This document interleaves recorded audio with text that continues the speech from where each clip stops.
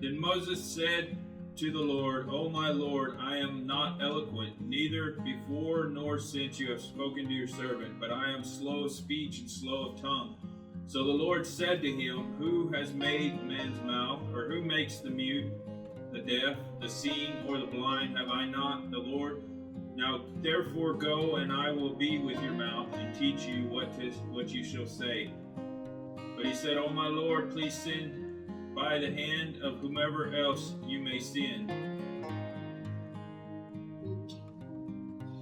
So, why I'm bringing these heroes of faith is because I connect my life with them.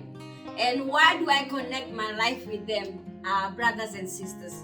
Because I'm a human being just like you, and Moses was a human being just like you and me. And why do I connect myself with him? Because he had refused the call that he was to go and rescue his people. And guess what? That's the same thing I did. I have refused to do the call that God had called me. As I explained earlier, it's not easy to follow what God is telling you to do and to leave everything and follow him. But my brothers and sisters, has it been not easy? Our Heavenly Father, who has called you to move forward, he is going to be with you no matter what. He's going to be with you. As we know that God appears to Moses out there in the form of a burning bush and asked him to go to the Egypt to tell the Pharaoh to set his people free. By this point, the Pharaoh in the power during Moses' childhood must have likely died. Okay, and we we are not sure, but I believe he must have likely died. And but this assignment that Moses had, when he remembers about that Pharaoh, whether he's dead or not, he did not comfort Moses either way. It did not comfort him that he's up to the task that God is calling him to do. So he knows that the Pharaoh probably won't listen. So he comes up with several excuses. First, he tries to say that he does not have the great orientation skills. Then he argues that people will wonder who sent him in the first place and will ridicule them. And after God answered, he questioned one by one. Moses gives up and simply asks God, "No, God, do not send me, do not send me, do not send me." Then God paved offer to send Moses along with his brother and Aaron, but Moses still must have to go. Must go. So through these examples, Moses will learn that God knows every excuse, including mine and yours. Every excuse we are going to throw at him when we try to avoid him calling us to a difficult task. God is more than our stuttering, and is more than our doubts, and more than ourselves, our friends, our family, our circumstance, and he will find a way to fulfill his plan. So when God has called you, my dear brothers and sisters, he has called you to become a teacher. He has called you to become a brother of someone. He has called you to become a sister of someone. He has called you to become a father of many nations. He has called you to become a mother of many nations. He has called you to become a doctor. He has called you to become a nurse. He has called you to become a business owner. He has called you to become a mechanic. He has called you to become an advocate. He has called you to become whatever it is that we have in this planet. He has called you to be mighty, mighty warrior of your generation. When God has called you, I know it's not going to be easy, but comfort yourself. Comfort yourself just like David comforted himself. Comfort yourself and you're gonna prevail, because what God has called you to do, whatever destiny He has called you to be or to have, believe you me, if you keep pressing forward and put His word in your head, put His word in your heart, put His word in your whole life, believe you me, my dear brethren, my dear brothers and sisters, you will win. You will win, because God has not given you a spirit of fear. He has given you the spirit of power to win every aspect of your life. He has given you the spirit of love, the spirit of a sound mind. So, my brothers and sisters, wherever you may be, know that God is with you. He will never leave you or forsake you. He will always go with you wherever He sends you. He is your Father, and He will remain to be your Father. We will look at one more heroes of faith, who are the spies. The spies that were sent to go to check out. When Moses, they reached out to the promised land, they sent out the spies to check the place out.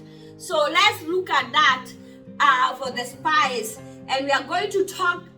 We're going to find this story in Numbers chapter 13. Numbers chapter 13, and we are going to read from verse 31 to 33. Verse 31 to 33. But the men who had gone out with him said, "We are not able to go up against the people, for they are stronger than we." And they gave the children of Israel a bad report of the land which they had spied out, saying, "The land through which we have gone as spies is a land that devours its inhabitants. And all the people whom we saw in there are men of great stature. There we saw the giants, the descendants of Anak came from the giants. And we were like grasshoppers in our own sight, and so we were in their sight." Yes. So we happen to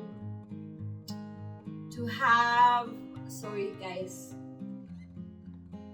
we happen to have these wonderful spies.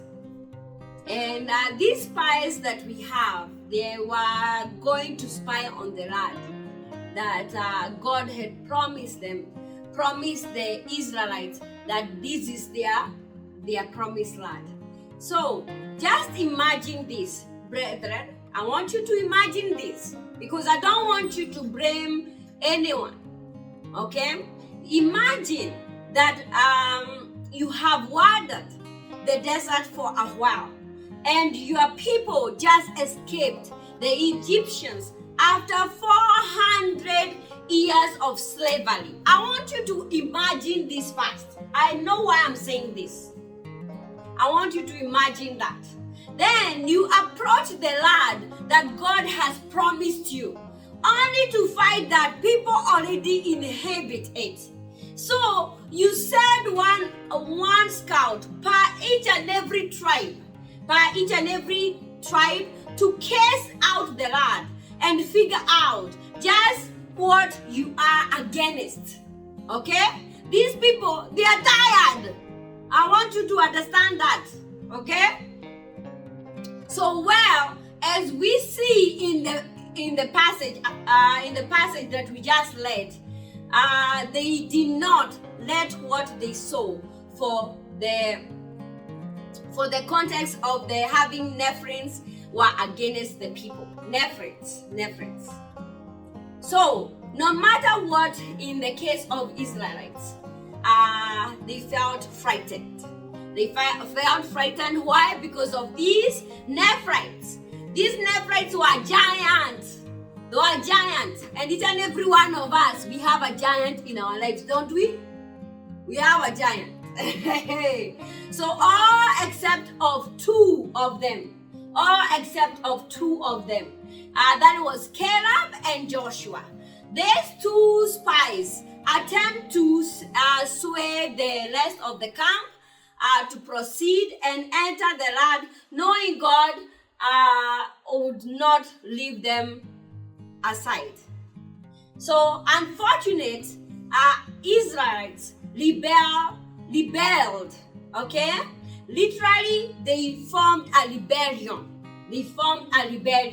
And went with the majority. Because of this, God prevented a great number of Israelites from entering the promised land, including the 10 unfaithful spies. Unfaithful spies who are 10, but they were majority. They brought the bad report, but they never entered in the promised land. So, this story shows us that having a timid leaders need to trust in God's plan. If God says He will bring us through a situation, we must realize He has not gone back on a promise yet. Rebelling and refusing to do what God has called you to do has a consequences. In case of Israel, they had to wander this desert for 40 more years. So, brethren, my dear brothers and sisters, these wonderful Israelites, as I said before, please do not blame the Israelites because they had been enslaved for 400 years. 400 years. Then all of a sudden, we have here Moses coming telling us that, we have